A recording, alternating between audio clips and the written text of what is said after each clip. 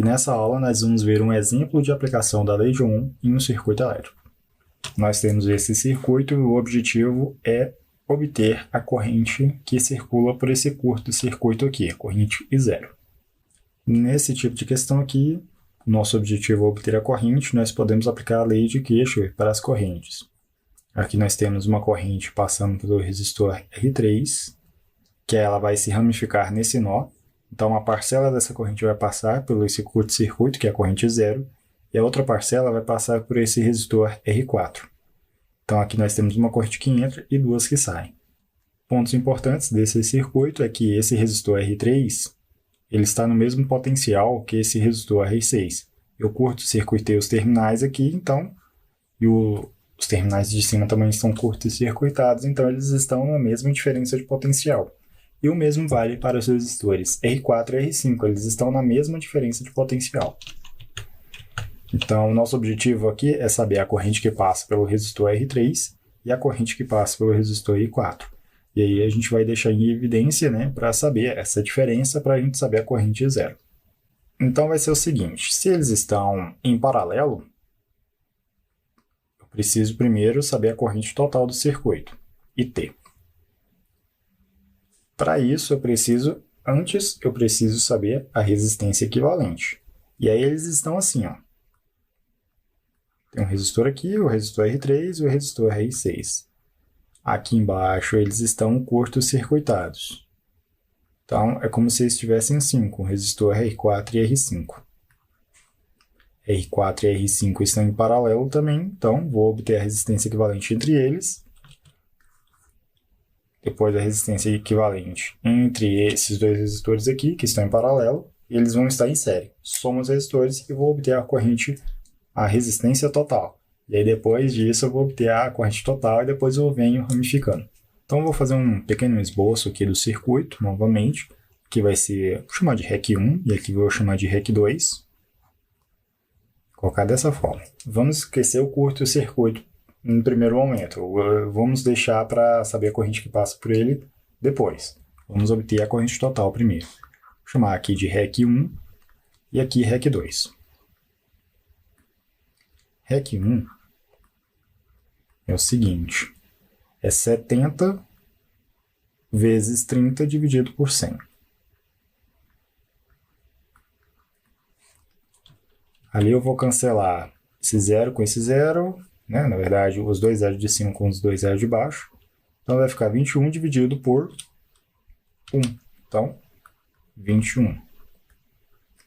Embaixo nós temos o REC 2, 20 vezes 5 dividido por 25. O valor restante, 100 dividido por 25, dá 4. Então, a resistência equivalente total é o que? 25. E aí, para obter a corrente total, vai ser o seguinte, a tensão V2, que é a tensão da fonte de alimentação, dividido por essa resistência que a gente acabou de descobrir, 25.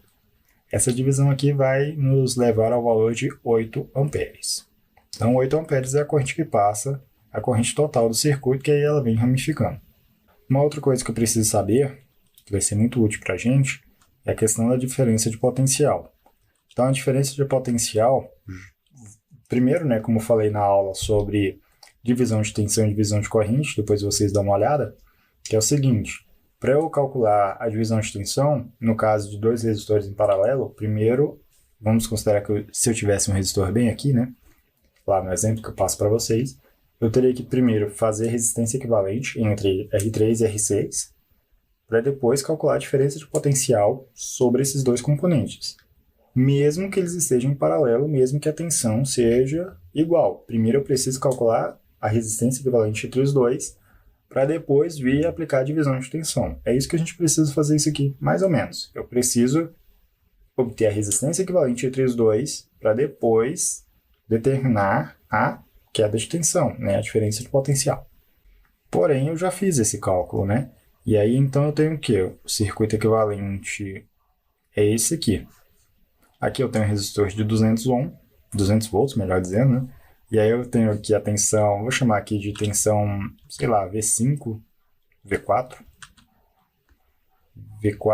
e aqui V3, por exemplo. Para eu saber V4, vou colocar na cor branca. Para eu saber V4, eu preciso fazer o quê? Tensão da fonte de tensão vezes o resistor REC2, que no caso é 4, dividido pela soma dos resistores, que vai ser 25. Então vai ser 800 dividido por 25. Diferença de potencial equivalente a 32 volts. Então essa é a tensão aqui sobre os terminais do resistor R4 e R5.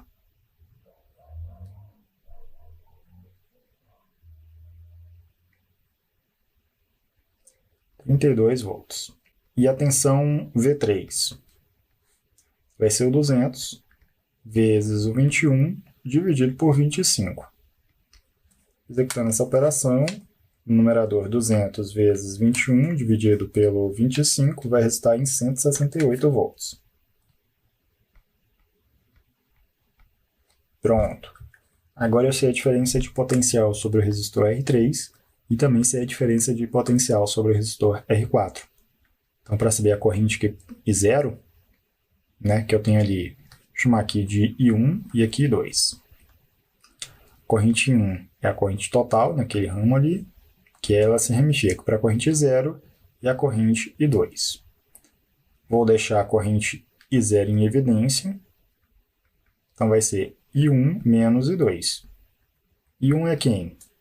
É a diferença de potencial sobre o resistor R3 dividido pelo seu valor de resistência.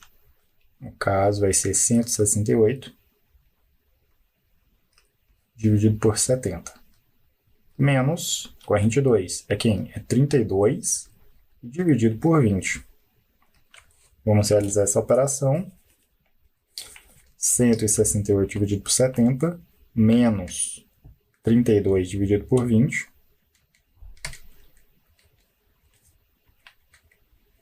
Valor resultante 0,8 amperes. Ou, como os livros gostam de escrever, 800 miliampere.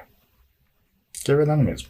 E é isso. É um circuito simples, mas a gente já consegue aplicar várias coisas, né? A lei de Ohm, lei de Kirchhoff para as correntes, a questão da resistência equivalente, divisão, né, das correntes, divisão da tensão e assim por diante. E é isso, pessoal. Peço que se inscreva nesse canal para eu trazer mais conteúdos para você. Ative o sininho das notificações para você não ser notificado de quando lançar um novo conteúdo aqui no canal. Também deixar o seu comentário, né, sobre o que está achando e também se tem alguma dúvida, uma sugestão. Até a próxima!